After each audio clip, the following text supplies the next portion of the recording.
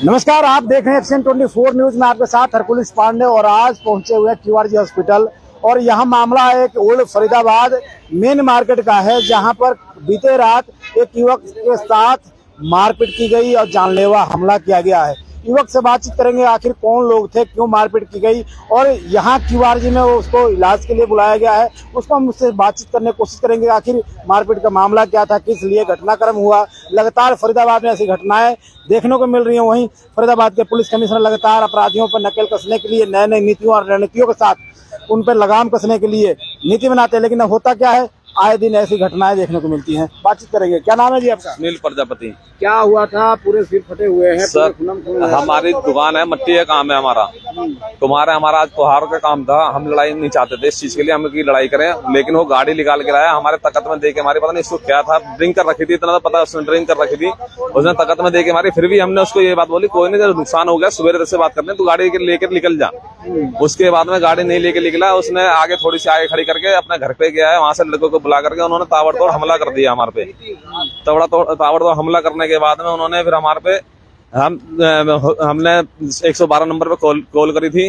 वो हमारे को मेडिकल के लिए हमारे को BK हॉस्पिटल ले गए। भाई के बहुत ज्यादा चोट है, मम्मी का दांत टूट गया है। ये क्या नाम है आपका? सुनील प्रजापति। सुनील जी, तो इस बात को अब पुलिस वाले हमारी कोई सुनवाई नहीं कर रहे हैं बिल्कुल भी। हमारा भाई अभी एडमिट है ICU के अंदर, उसके भी कोई देख रेख नहीं है। पहले हम सर्वोदय में गए थे, वहां से पहले हम BK में गए। BK के बाद में उन्होंने टाँके लगा दिए, टाँके पे खून नहीं रुका तो हम BK में सर्वोदय में आए। सर्वोदय में से उन्होंने रेफर कर दिया कि यहाँ पे हम नहीं लेंगे इस केस को, आप QRG में ले जाओ। QRG में लेकर के आए तो उन्होंने एडमिट कर दिया, ICU में एडमिट है मेरे भाई। आप जानना चाहेंगे कि आखिर आपके साथ मारपीट क्यों की गई? क्या पुरानी कोई दुश्मनी थी या कोई वैसी बात थी? आपसे पड़ोसी थे? कौन थे वो लोग? हमारे पड़ोसी हैं, मानते हैं हमारे पड़ोसी हैं, लेकिन ऐसी हरकत उनके तो बहुत गंदा हिसाब चला हुआ है। उनके बाप ने पैसा कमा के दे रखा है, वो ये सोचते हैं कि हमने बस पैसा ही देखा है और कुछ नहीं है। सबको जिसका मन चाहा है उसको मार लगाने के चक्कर में रहते हैं दोनों भाई। मार्केट में पप्पू एक था प्रधान अंदर मार्केट के अंदर, उसमें भी उसने मार लगाई, उन्होंने मार लगाई तो खुश हो गए थे। उसके बाद में एक लड़के के ऊपर गर्म पानी फेंका, तब भी उन्होंने, प्रशासन ने कुछ नहीं करा उनका। वो पूरे ही इस टाइम बदमाशी के तौर पर उतरे पड़े हैं। 4-5 लड़के अपने पास एनी टाइम रखते हैं। ये लड़कों का जिन आपको मारा? सर विक्की के लड़के हैं, इतना नहीं पता। लोटा मैचिंग सेंटर है उनकी दुकान जो है, और क्या काम करता है विक्की? वो उनके मैचिंग सेंटर की दुकान है। मैचिंग सेंटर की दुकान? मैचिंग सेंटर की दुकान है। आपसे क्या दुश्मनी थी जो आपको मारा? हमारी कोई दुश्मनी नहीं थी, ना हमारी कोई बात होती थी। मैं तो गाड़ी के बेस पे हमारा माल तोड़ दिया था, इस चक्कर में हमने उसको फिर भी बोला कि भाई अपना हो गया तो मैं सवेरे तेरे से बात कर रहा हूँ, तो ड्रिंक कर रखी है तो इस टाइम चला जा। उसने गाड़ी को फिर भी आगे लेकर के फिर वापसी आया, अपने घर से लड़कों को बुला करके हाथ तो एकदम हमला कर दिया हमारे पे। आप कहाँ रहते हैं? कुमारवाड़े में। क्या काम करते हैं आप? मट्टी का काम है हमारा। मट्टी का काम है। तो अब पुलिस प्रशासन ने क्या कार्रवाई करी है अभी तक? पुलिस प्रशासन ने कोई कार्रवाई नहीं करी है अभी तक। कोई कार्रवाई नहीं? कोई कार्रवाई नहीं हुई है हमारे अभी। आश्वासन दिया आपको? कोई भी आश्वासन नहीं है, बस करते हैं, अभी रिपोर्ट आएगी तब बताएंगे। उसके अलावा कोई कुछ नहीं कर रहा है। चोट कहाँ आई है आपको? चोट मेरे हाथ पे आई है, सर पे 3 जगह सल्ली मारी गई है, 3 जगह। और ये रोड, यहाँ पे भी एक रोड लगी हुई है, एक यहाँ लगी हुई है। कितनी गंभीर चोट है? मेरी कमर पूरी छिली हुई है। देख सकते हैं रोड से हमला। भाई के सर में कम से कम 44 टाँके आए हुए हैं, तो भी इन्होंने कुछ, प्रशासन कुछ नहीं कर रहा है हमारे साथ में। आपके साथ झगड़ा हुआ था? आपकी माँ के साथ, आपके भाई के साथ या परिवार के साथ झगड़ा करने की वजह क्या थी? मम्मी बचाव के लिए आई तो हमारी मम्मी के भी उन्होंने दांत तोड़ दिया, मम्मी के भी उन्होंने दिक्कत हो गई, नीचे गिर गया। कोई नहीं, ये नहीं कहा कि चलो बड़ी बूढ़ी है कि चलो बचा लो, कोई बचाव नहीं था हमारा। पुलिस पे आप खुले आरोप लगा रहे हैं, पुलिस कार्रवाई नहीं कर रही है, ऐसा क्यों नहीं कर रही है जी? हमारी कोई सुनवाई नहीं कर रही है। सबके फोन आ रहे हैं, कंप्रोमाइज कर लो, कंप्रोमाइज कर लो। किस बात की कंप्रोमाइज कर लो? आज तो हमें पीटा। किसने बोला कंप्रोमाइज करने के लिए? क्या ही बंदे आए मार्केट में से कि कंप्रोमाइज कर लो, क्या ही जो भी बोलता कंप्रोमाइज कर लो। कंप्रोमाइज किस बात? आपने पूछा नहीं कि कंप्रोमाइज करने से क्या फैसला? इंसाफ होगा, मार पीट के किसी को भी मार दो, किसी को भी खत्म कर दो, इंसाफ। ये कंप्रोमाइज कर लो, ये कंप्रोमाइज थोड़ी ना मानी जाती है ये चीज। तो आपकी क्या मांग है? प्रशासन से क्या मांग करते हैं? प्रशासन से यही मांगे, हमारे हाथ जोड़ के विनती है, हमारे को इंसाफ चाहिए। वो उनको अरेस्ट करा जाए, जो हमारी दिक्कत, जो हमारे शरीरों पे चोट है, मेरे भाई के जो ICU में है, वो उसका हमें इंसाफ चाहिए। तो आपका क्या नुकसान किया था कि लोगों ने, किस लिए आपने कहा? हमारे मटके सारे तोड़ दिए थे, हमारे तकत सारा टक्कर ऐसे हमारी कितने बजे की बात है और कब हुई? 9 बजे तकत पे हमारी टक्कर मारी गई थी। आपके भाई को भी मारा है और आपको भी? हाँ जी, और मेरी मम्मी को भी मारा है। आपके भाई का क्या नाम है? अशोक प्रजापति। अशोक प्रजापति जी। थाना कौन सा लगता है? ओल्ड फरीदाबाद का। पुलिस कुछ काम नहीं कर रही है, कोई सहयोग नहीं है, कुछ भी नहीं कर रहे हैं।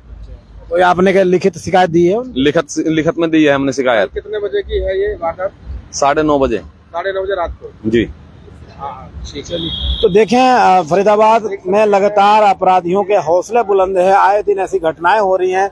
वही मामला ये कुम्हारवाड़े ओल्ड फरीदाबाद मेन मार्केट की है, जहां पे एक दुकानदार के साथ इस तरह के निंदनीय कहें और कहीं ना निर्दयता इसको कह सकते हैं, क्योंकि एक बंदा अपना दुकान चला रहा है, वहीं पे कोई गाड़ी वाला आता है, उसका नुकसान भी करता है। अगर उसने बोल दिया तो उसे कुछ बंदों को बुला के उसके साथ मारपीट की जाती है। मारपीट इतना बढ़ जाती है कि उसके भाई और उसकी माँ तक के भी सिर पे, और देखा तस्वीर आपको दिखाया था, दांत तोड़ने की बात सामने आई है, हाथ पैर तोड़ने की बात आई है। और लगातार उस बंदे की, जिस बंदे पे आरोप लग रहा है, वो एक घटनाओं का अंजाम दिया है। और पुलिस प्रशासन पे बार बार आरोप लगा, पुलिस प्रशासन कार्रवाई नहीं करती है।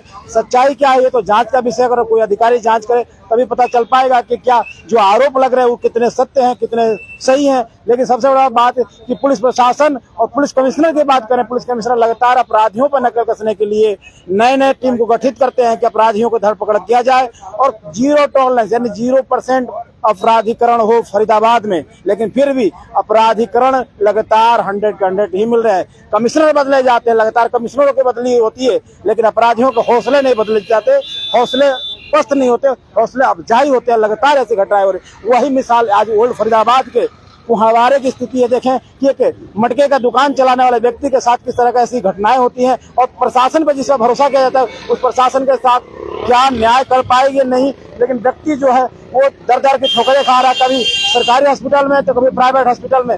इलाज के लिए न्याय मिलेगी नहीं मिलेगी ये तो समय की बात है। पुलिस को जांच करना चाहिए, अपराधियों पे कार्रवाई करना चाहिए, मेरा जो मानना है। और कोई भी व्यक्ति अपना पक्ष रखना चाहता है, वो प्रशासन हो या कोई अन्य व्यक्ति है, तो अपना पक्ष रख सकता है। उसकी भी बातें हम सुनेंगे, उसकी बातों को भी अपने चैनल पर दिखाएंगे। देखिए क्या कहेंगे प्रशासन को ऐसी कार्रवाई को लेकर। प्रशासन हमारा बेकार है इन चीजों में, कुछ नहीं सुनता, पैसे वालों की पूछे। कमिश्नर साहब कहते हैं अपराध को खत्म कर देंगे फरीदाबाद से। कुछ नहीं खत्म होता जी, बहुत अपराध, बहुत गुंडागर्दी चल रही है फरीदाबाद के अंदर। आप बता रहे को पहले भी मारपीट कर चुके लोग। 3 बार मारपीट हमने अपनी आंखों से देखी है। और उसके बाद माँ बाप खुश होते हैं पैसे के दम पे, वो कहते हैं कोई नहीं, अब भी हमसे बोला गया था पैसे जितने लगेंगे हम लगा देंगे, टेंशन ना लो। पुलिस ने क्या बोला ऐसी बातों पे? कुछ भी कोई कार्रवाई नहीं है उनकी तरफ से, कोई कुछ नहीं कह रही है। उसे आश्वासन दिया ही नहीं पुलिस ने? कुछ नहीं, वो तो कहते हैं कंप्रोमाइज कर। 112 आई तो उसने क्या बोला? 112 ने भी कुछ नहीं करा, वो बस अपना मेडिकल करवा के सीधे चले गए। अभी तक कोई कार्रवाई नहीं हुई, ना अभी तक अरेस्ट हुए हैं। सवाल ये उठता है कि सरकारी हॉस्पिटल में आपको इलाज करना चाहिए, आप प्राइवेट हॉस्पिटल में आके इलाज करवा रखे क्यों? सर ब्लड ही नहीं रुका भाई का, तो क्या करते हैं वहाँ पर? उन्होंने पट्टी सिर्फ टाँके मार करके बस कह दिया कि जाओ होगी MLC आपकी। तो उसके बाद में सर की चोट है सर, कहीं और खुद यहाँ इलाज कराने आए हो कि उन्होंने भेजा आपको? हम अपने खुद इलाज करवाने आए हैं, किसी से कर्जा लेकर के पैसे लिए हैं। अभी 25,000 रुपए रात को जमा कराए थे, अब 75,000 रुपए फिर मांग रहे हैं। फिर उसके शाम को उन्होंने अब 1 लाख रुपए तक का बिल अभी तक बना चुके हैं ये। चलिए बहुत बहुत धन्यवाद। देखें किस तरह के जो पीड़ित हैं अपनी गाथा गाते हैं, अपने दर्द को बताते हैं। सुनने वाला कोई है या नहीं है तो समय की बात है।